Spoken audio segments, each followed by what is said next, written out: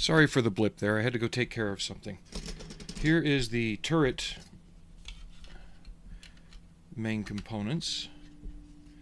Again, sharp weld detail, nice sharp details around the outside.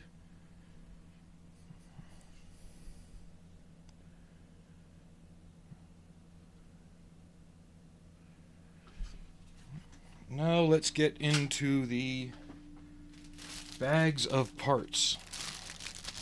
I'm going to lower the camera down, so bear with me here. There we go. Here's the commander figure. Might find a way to fit him into my Sdkfz.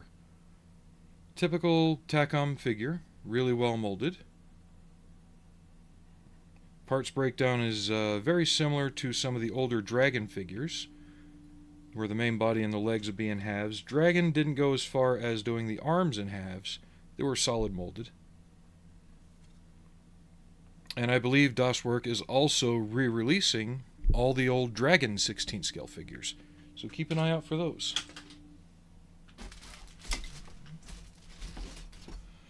Fender pieces that go with the main hull.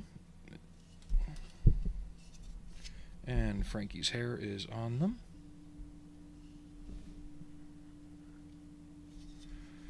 They're both relatively the same, some minor differences due to tool locations and such, but same overall detailing. I've heard comment that the people feel the bolt heads on the fenders are too large. They look fine to me.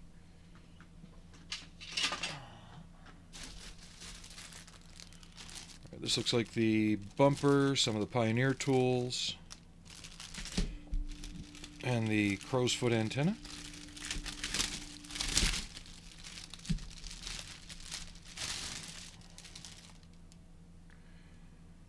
Yeah, we've got the armored vision ports, wire cutter, fire extinguisher, bumper, cleaning rods, the antenna molded in one piece. That's going to be fun to get out of there. I'll do my best. Two different styles of convoy lights. Got the one with the solid plate and the 4 squares and the 2 ovals. Driver's instrument panel.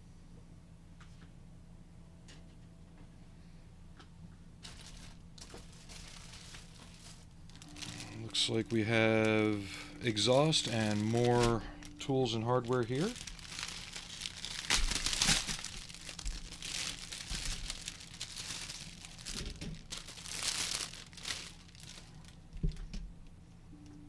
Yeah, it looks like the crane as well, and the width indicators for the fenders. Not the crane, the jack. What am I saying? Crane. Anyway, so yeah, there's the crank for hand cranking the engine, jack pieces, some of the fender mounts for the hooks. Again, all really sharply molded.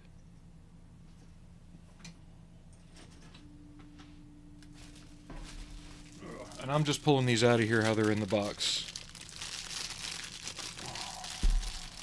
9 tires. I'm only going to take 1 out as they're all the same. 8 for the main vehicle, 1 for the spare.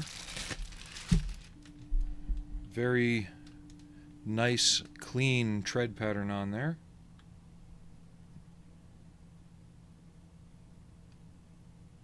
So you can get a good look at it. Same details both sides, so you don't have to worry about getting one on backwards.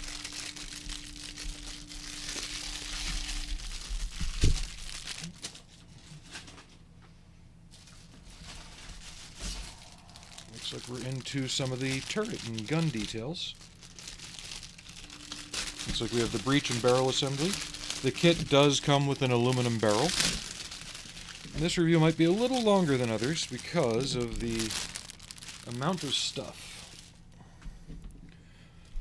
For a one-piece molded barrel, it's actually not terrible. A minor seam to take care of. Slide molded muzzle brake and part of the MG42, which in itself is a small kit. You've got the heat shield, the upper receiver cover, Looks like there's the lower receiver. Another fire extinguisher. Compensators for the gun when it fires. Smoke dischargers, or at least the mounting brackets for them.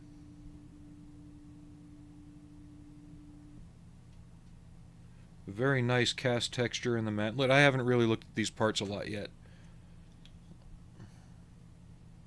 There we go. Now you can see it. Very subtle cast texture. I'll have to make sure I can get that to jump out a little bit. Aside from the crew, I'm going to be building this straight out of the box. These sprues are double. Oh, they're both in one bag, too. Where's the opening? There it is.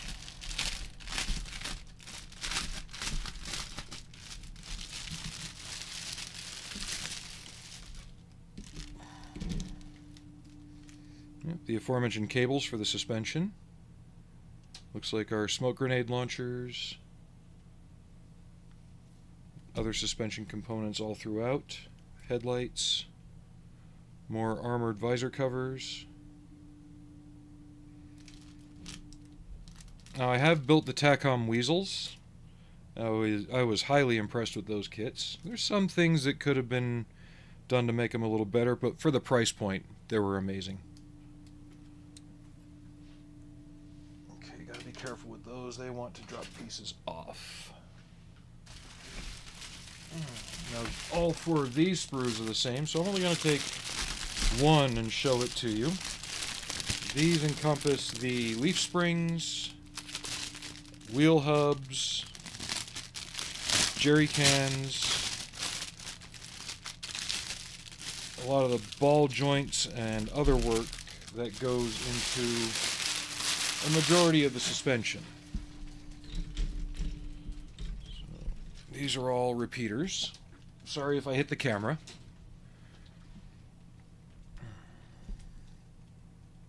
Very nice hubs. Really subtle and shallow markings on the... Looks like that's a fuel can.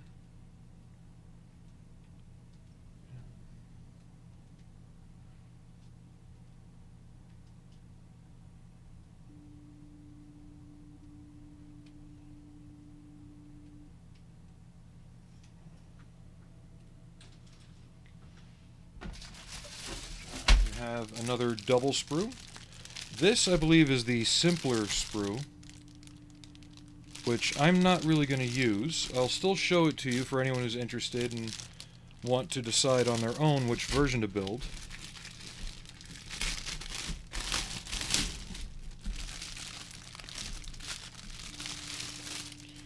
But you can see how much more simplified this makes it.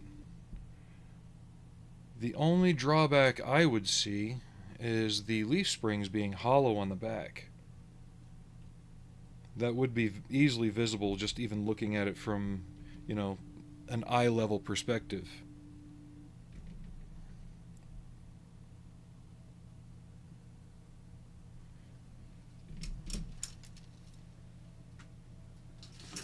And one of the final sprues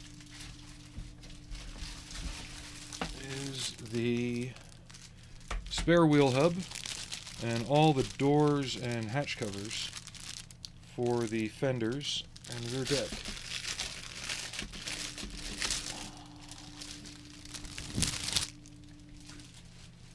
Okay. Looks like you got the external lock mechanism there. Padlocks molded in to the latches. So if you wanted to model one open, you'd actually have to carve that padlock out and somehow either model it open and dangling off of it.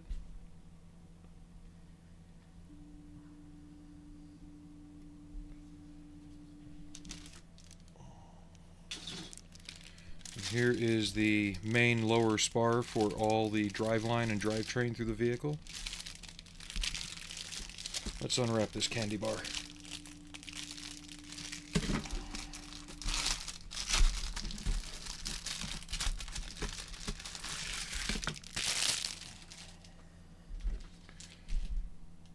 And you can see what I mean about the shape of this here on the inside being a directional indicator in the instructions, because you could very easily start gluing the wrong side on without knowing the orientation.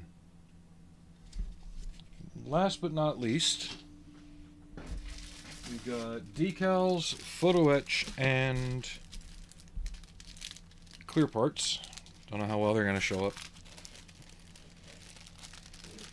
I did open this up to get the instructions out of it. So I'm going to leave these in here just to protect them.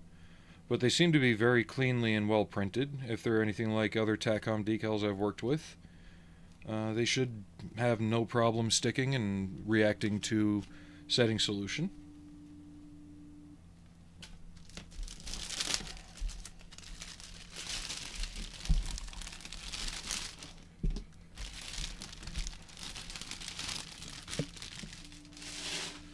Very nice polished turned aluminum barrel. I'm not seeing a lot of turning marks on it. Nothing that I can feel with my finger anyway, or my thumbnail. Nicely done. That ought to look nice sitting on the model. And I'll just leave these in the bag and hold them at an angle. Looks like clear pieces for the periscopes and vision blocks. And photo etch parts for various areas around the vehicle. And there we have it.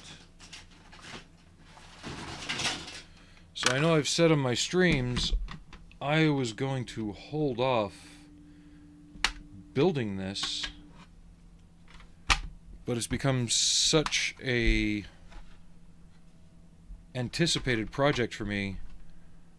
I'm going to bump this up in line and work on it.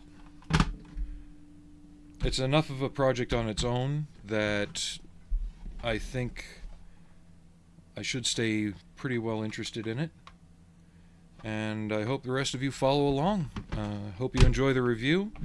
I know it was a little quick, but we always do them like that here, and I hope I showed you things that help you in your build if you decide to pick it up. I found mine on eBay for about $120, which honestly it was the cheapest one I could find, and that was within the US. So thanks everybody for watching, and y'all have a good night.